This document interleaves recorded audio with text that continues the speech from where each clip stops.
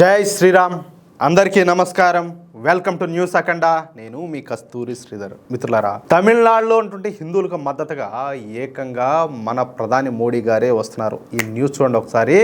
మామూలుగా ఉండదు, నెక్స్ట్ లెవెల్లో ఉంటుంది. ఓకేనా? తమిళనాడు అనగానే మనకు ముందుగా గుర్తొచ్చేది ఆధ్యాత్మికత. అందులోనూ మదురై సమీపంలోని తిరుపురం కొండ్రం సుబ్రహ్మణ్య స్వామి ఆలయానికి ఒక ప్రత్యేకమైనటువంటి చరిత్ర అనేది ఉండాలి. అసలు ఈ ఆలయం ఎందుకంత స్పెషల్ అంటే, దేవతల రాజు అయినటువంటి ఇంద్రుడి కుమార్తె దేవసేనను మన మురుగన్ స్వామి అంటే మన సుబ్రహ్మణ్య స్వామి వివాహం చేసుకున్నటువంటి పవిత్ర స్థలం ఇదేనని చెప్పేసి భక్తుల నమ్మకం అన్నమాట. అందుకే ఇక్కడ స్వామిని దర్శించుకుంటే వివాహ బంధాలు బలపడతాయని చెప్పేసి నమ్ముతారన్నమాట. ఇకపోతే ఈ ఆలయం ఒక పెద్ద కొండపైన ఉంటుంది. 6వ శతాబ్దం నాటి ఈ పురాతన ఆలయం మురుగన్ స్వామికి ఉన్నటువంటి 6 పవిత్ర క్షేత్రాలలో అత్యంత ముఖ్యమైనది. ఇక్కడ మరొక విశేషం ఏంటంటే, ఒక తండ్రిగా శివభగవానుడు కొడుక్కి జ్ఞానాన్ని బోధిస్తే అదే కొడుకైనటువంటి మురుగన్ స్వామి తన తండ్రిని పరగిరినాథుడు అనే పేరుతో ఇక్కడ పూజించినారంట. ఇక్కడ కేవలం మురుగన్ మాత్రమే కాదు, శివుడు, పార్వతీదేవి, గణపతి, అలాగే విష్ణుమూర్తి కూడా కొలువై ఉండారన్నమాట. అంటే ఒకే చోట మనకు సకల దేవతల ఆశీస్సులు కూడా లభిస్తాయి. వందల ఏళ్ల చరిత్ర, అలాగే వేలాది మంది భక్తుల నమ్మకం కలగలిసినటువంటి ఈ పుణ్యక్షేత్రం మన హిందూ సంస్కృతికి ఒక తలమానికం. అందుకే ఈ తిరుపురం కొండ్రంకు అత్యంత విశిష్టమైనటువంటి పేరు ప్రఖ్యాతలు అయితే వచ్చినాయి. అటువంటి విశిష్టమైనటువంటి తిరుపురం కొండ్రం కొండ యాజమాన్యం గురించి 1900వ సంవత్సరం తొలినాళ్లలోనే గొడవలన్నీ కూడా మొదలైపోయినాయి. తిరుపురం కొండ్రం కొండపైన యాజమాన్యం కోసం మదురై మీనాక్షి ఆలయ దేవస్థానంతో సికందర్ ఔలియా దర్గా నిర్వాహకులు గొడవలు దిగడం మొదలుపెట్టారు. ఒకసారి ఆలోచించండి, చరిత్ర యాడ్ నుంచి ఉండాది, ఎప్పటి నుంచి ఉండాది, ఆ కొండ కావచ్చు, ఆ ఆలయాల విశిష్టత ఏంది కాదు ఏది. ఇప్పుడు అది దానికోసం ఆ కొండ కోసం వీళ్ళు దర్గా నిర్వాహకులు పోయి ఏకంగా వాళ్ళ యాజమాన్యం వాళ్ళతో గొడవకు దిగడం. అంటే ఎవరైతే ఆ దేవస్థానం ఆ కొండ నిర్వాహకులు ఎవరైతే ఉంటారో వాళ్ళతో గొడవలు పెట్టుకున్నారు. 1915లో ఈ దర్గా నిర్వాహకులు కొండ మీద మండపం ఉన్నటువంటి ప్రాంతంలో ముస్లింల కోసం రెస్ట్ హౌస్ నిర్మాణానికి బండలు తీసుకువెళ్లే ప్రయత్నం చేయడంతో వివాదం మరింతగా ముదిరిపోయింది. వాంటెడ్గానే ఏం లేక కావాలనే రెచ్చగొట్టాలనే, హిందువులకి ఎలాగో ఐక్యత అనేది ఉండదు, ఏం బీకుతారులే అనేది, మనోళ్ళు సైలెంట్గా ఉంటే ఏకంగా కొండనే కబ్జా చేస్తారనమాట. ఆ మాదిరిగా ఈ కొండ ఎన్నో వందల ఏళ్ల నుంచి హిందువుల పవిత్ర పుణ్యక్షేత్రమని, అక్కడ దర్గాకు ప్రత్యేకమైనటువంటి హక్కులేవి కూడా లేవని చెప్పేసి వాదించి మదురై మీనాక్షి ఆలయ దేవస్థానం వాళ్ళు ముస్లింల ప్రయత్నాలను వ్యతిరేకించారు. మీనాక్షి ఆలయ దేవస్థానం నిర్వాహకులు వేలూరు కోర్టును ఆశ్రయించి క్రిమినల్ ప్రొసీజర్ కోడ్ సెక్షన్ అయినటువంటి 145 ప్రకారం కేసు పెట్టారు వాళ్ళ మీద. 1837 జనవరి 11 నాటి వివరాలను వాళ్ళు ఒక నివేదిక రూపంలో న్యాయస్థానానికి అయితే సమర్పించారు. పాండ్య వంశపు రాజు అయినటువంటి పరాక్రమ పాండ్యన్ ఈ తిరుపురం కొండ్రము, అలాగే దాని చుట్టుపక్కల ఉన్నటువంటి చిన్న చిన్న గ్రామాలు అన్నింటినీ మదురై మీనాక్షి దేవాలయానికి ఆలయ సేవల నిమిత్తం సమర్పించారని చెప్పేసి ఆ నివేదికలో స్పష్టంగా చెబుతున్నాయి. దానికి వ్యతిరేకంగా ముస్లిం ప్రతివాదులు ఒక ఈనాం పత్రాన్ని తీసుకొచ్చారు. చూడండి వీళ్ళ ప్లాన్ ఎట్లుండదో. దానిలో ఆ కొండను, అంటే ఇప్పుడు మన తిరుపురం కొండ్రం కొండను సికిందర్ దర్గా అని చెప్పేసి ప్రస్తావించారనమాట.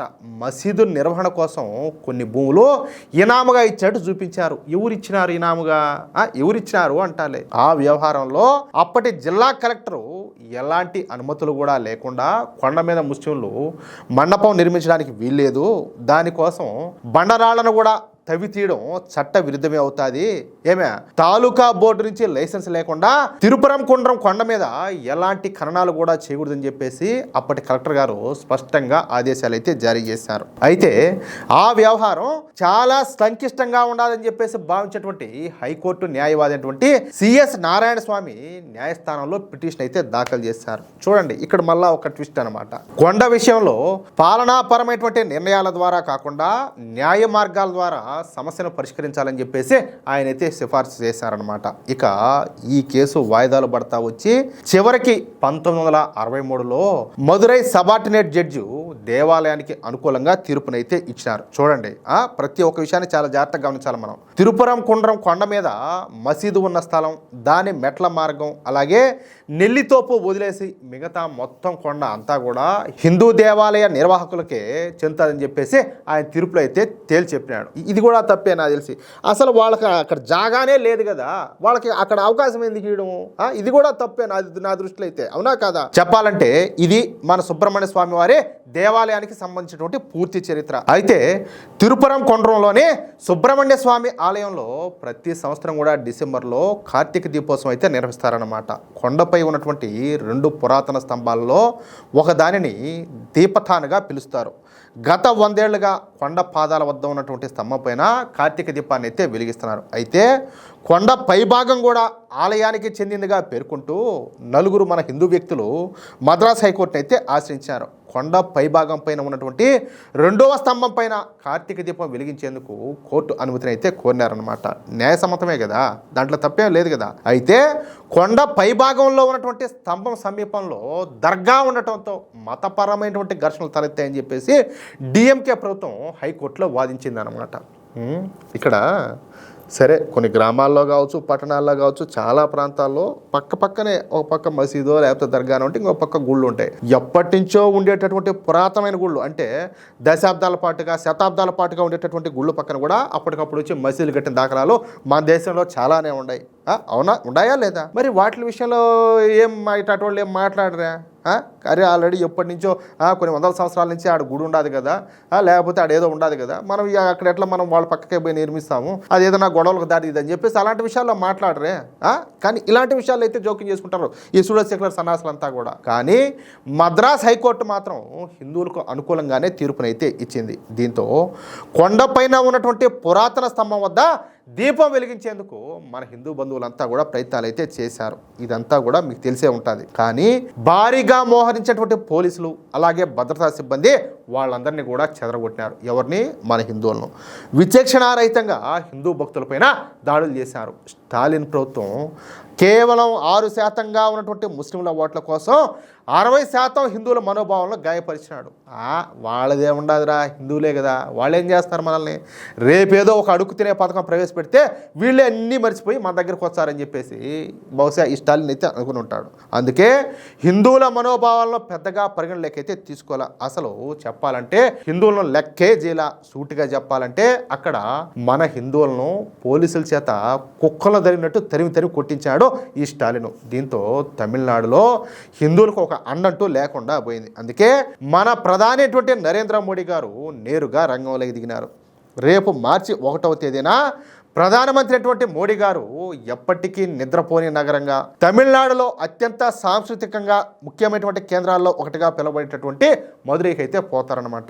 అక్కడ చారిత్రాత్మక తిరుపురం కుండ్రం మురుగన్ ఆలయాన్ని దర్శించుకుంటారు. అంతేకాకుండా అక్కడ ప్రత్యేక పూజలను కూడా నిర్వహించుకుంటారనమాట. అంతేకాకుండా ఆ ఆలయంలో దీపం వెలిగించేదాకా ఆగి ఆ దీపాన్ని చూసిన తర్వాత అక్కడి నుంచి మదురైలో జరిగేటటువంటి ఒక గొప్ప బహిరంగ సభలో పాల్గొని ప్రసంగిస్తారు. ఈ సందర్భంగా ఆ ఆలయ చరిత్ర గురించి, దాని విశిష్టత గురించి, అలాగే ఆ ఆలయం విషయంలో హిందువుల పోరాటం గురించి వివరిస్తా ఈ విషయంలో మన హిందువులకు పూర్తి అండగా ఉంటానని చెప్పేసి బహిరంగంగా మన మోడీ గారు అయితే తెలియజేయనున్నారు. ఇక ఏ మాత్రం కూడా మొహమాటాలు లేకుండా ఓపెన్గానే ఏదున్నా కూడా ఓపెన్గానే ఈ విషయంలో తమిళనాడు హిందువులకు మన మోడీ గారు అండగా నిలనున్నారు. అదే సమయంలో తమిళనాడు ముఖ్యమంత్రి స్టాలిన్కు చుక్కలు చూపించున్నారన్నమాట. అది విషయం. మిత్రులారా, 100 ఏళ్ల చరిత్ర ఉన్నటువంటి మన పురాతన ఆలయాల మీద అలాగే మన సంస్కృతి మీద జరుగుతున్నటువంటి దాడులకు ఇది చెప్పాలంటే ఒక నిదర్శనం. ఇంతకంటే ఎగ్జాంపుల్స్ కావాలా? ఎన్ని ఉన్నాయి ఎగ్జాంపుల్స్? ఓట్ల రాజకీయం కోసం మన హిందువుల మనోభావాలను కాలరాస్తున్న వాళ్లకు ఇప్పుడు సాక్షాత్తు ఆ మురుగన్ భక్తుడైనటువంటి మన ప్రధాని మోడీ గారే స్వయంగా సమాధానం చెప్పబోతున్నారు. అధర్మం రాజ్యం ఏలుతున్నటువంటి చోట ధర్మాన్ని నిలబెట్టడానికి అండగా నిలుస్తున్నటువంటి ఈ పోరాటంలో మీ అభిప్రాయం ఏంటి?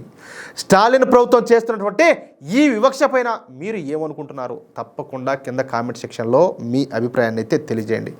ఇలాంటి మరెన్నో సంచలన నిజాలు, మన ధర్మం కోసం జరుగుతున్నటువంటి పోరాటాల గురించి తెలుసుకోవడానికి మన న్యూస్ అఖండ ఛానల్ను ఇప్పుడే సబ్స్క్రైబ్ చేసుకోండి.